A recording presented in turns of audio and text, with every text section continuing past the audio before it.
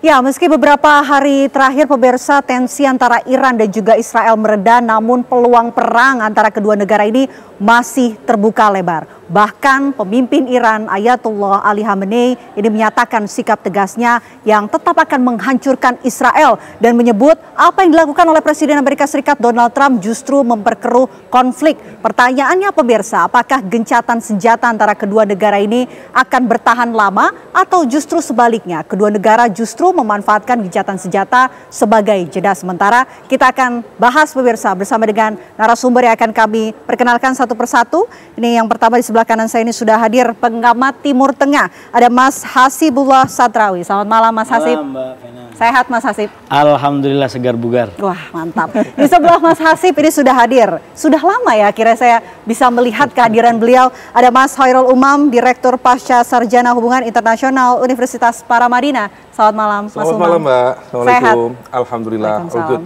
Oke, selain kedua narasumber ini juga kita sudah terhubung pemirsa melalui sambungan Zoom. Sudah ada Pak Iwan Wiranata Atmaja, mantan Dubes RI di Iran. Assalamualaikum, selamat malam Pak Iwan. Saya tidak bisa dengar. Oke. Saya tidak bisa dengar suara dari TV One.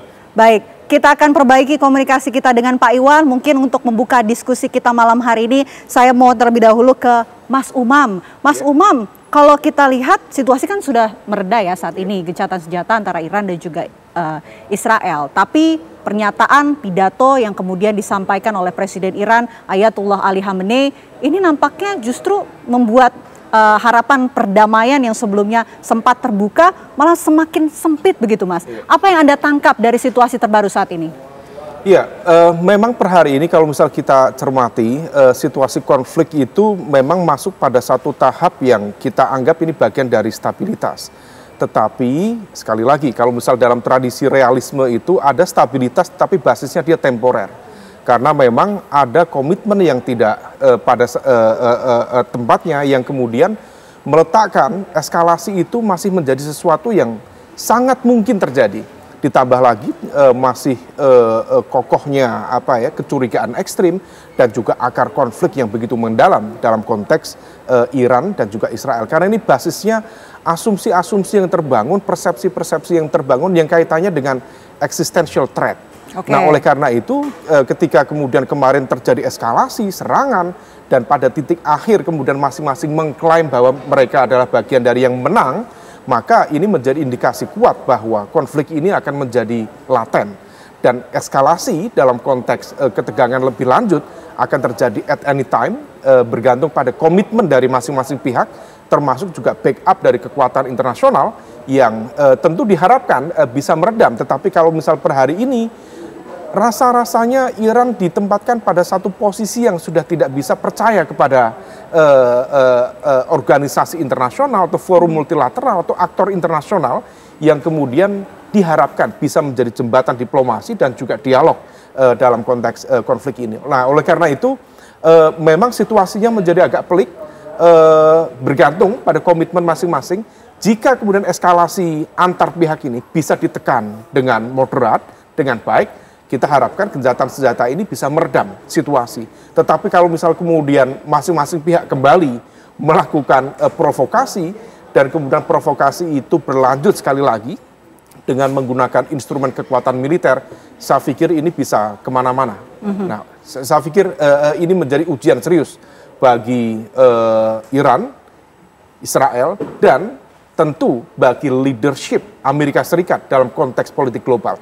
Karena kalau misal kemudian terjadi sekali lagi serangan dari salah satu pihak, maka itu akan bisa menjadi sebuah tamparan keras bagi kredibilitas Amerika Serikat di mata politik internasional. Oke, saya mau mendapatkan analisa lain dari Mas Hasib.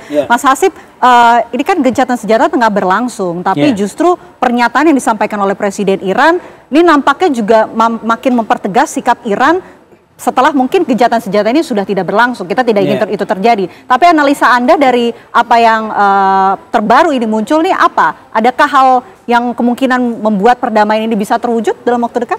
Iya.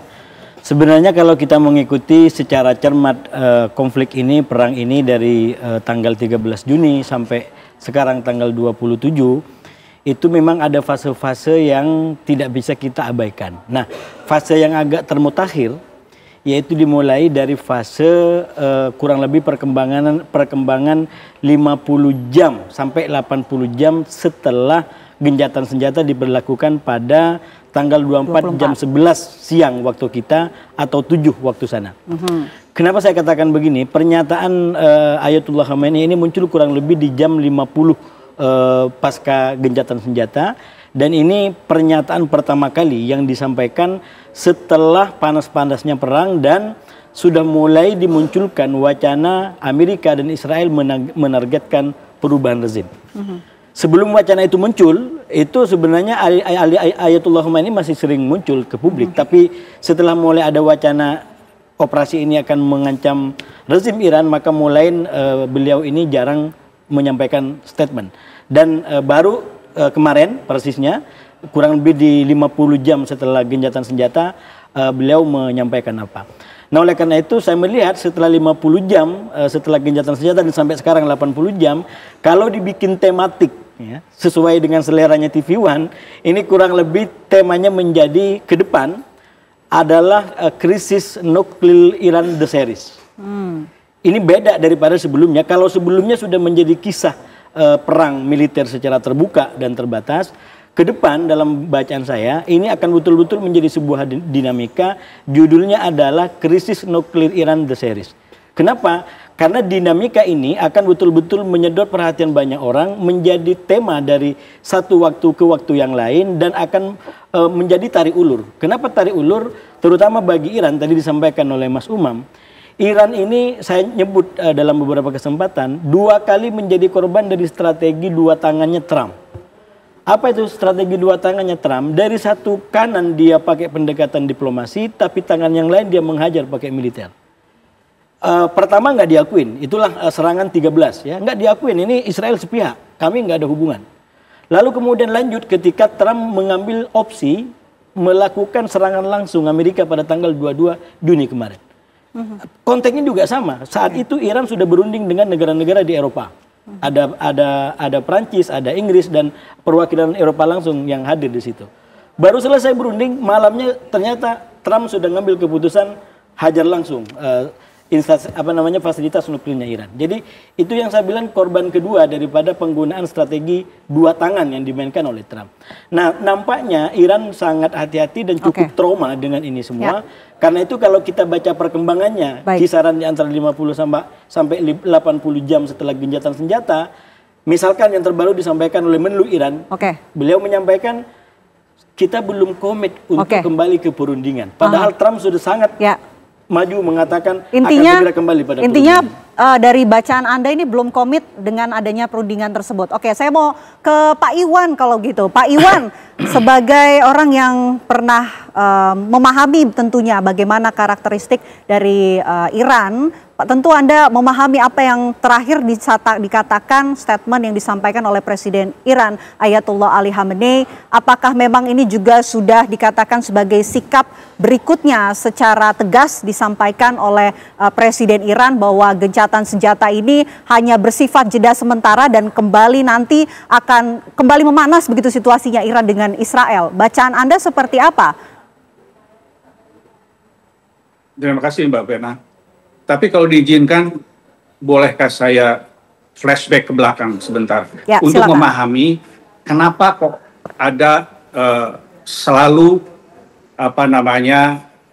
nature of bullying itu terjadi kepada Iran. Jadi begini, tahun 50-an itu sebetulnya Amerika itu membantu Iran membangun reaktor nuklir dalam program Atoms for Peace namanya. Kemudian pada untuk tahun 70-an, Jerman juga akan membangun 2 reaktor nuklir di Bushehr. Kemudian Prancis, setelah itu Prancis ingin membangun juga. Tapi semua kandas setelah adanya revolusi tahun 79. Jadi sebetulnya ketika itu Iran itu adalah sekutu Amerika yang paling terpercaya di kawasan ya. Walaupun dia di Asia Selatan, tetapi orang selalu menganggap itu kawasan Timur Tengah. Jadi Iran sangat berperan di kawasan itu. Dia merupakan negara kunci di kawasan. Nah, sekarang masalahnya ketika rezim di Iran berganti, posisi Amerika dan Barat juga langsung berganti. Artinya apa? Padahal negaranya tetap, dia tidak berubah nama, tetap Iran, hanya ditambah Islamic Republic of, tetapi rezimnya ganti menjadi setelah Khomeini ya, sampai ke sinilah kita tahu. Nah, sejak itulah semua kerjasama dengan Iran berhenti, lembaga pengawas atom IAEA itu kemudian dipakai sebagai alat untuk menekan Iran dan lain-lain. Jadi kalau kembali ke pertanyaan Mbak Vena, itu akan sangat tergantung kepada sikap Barat. Kalau Barat tetap membuli ya, quote-unquote Iran, maka Iran mungkin ya, seperti sudah dibayangkan oleh Ayatollah Khamenei, bahwa mungkin dia bisa keluar dari NPT karena dia pikir pemilik nuklir itu mempunyai privilege. Kenapa negara lain kok selalu seperti Iran misalnya, yang ingin mengembangkan senjata nuklirnya selalu mendapat tekanan. Jadi kalau saya membacanya, yang terjadi di sini adalah trust deficit. Jadi simply Iran tidak dipercaya untuk mengembangkan teknologi nuklir. Jadi